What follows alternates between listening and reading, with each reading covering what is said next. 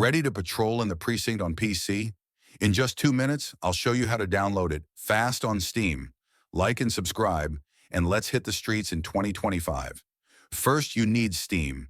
Go to steampowered.com and download the Steam installer for Windows. Click Install Steam. Run the installer, follow the prompts, and open the Steam app. Log in or create a free account. If you already have Steam, just fire it up. Let's find the Precinct. In Steam, search the Precinct. There it is.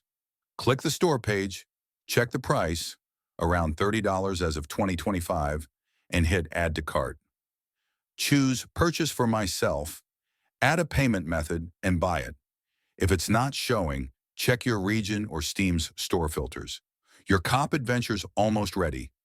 Head to your Steam library, find the Precinct, and click Install. Choose your drive and let it download, about 20 gigabytes, so grab a snack if your internet's slow.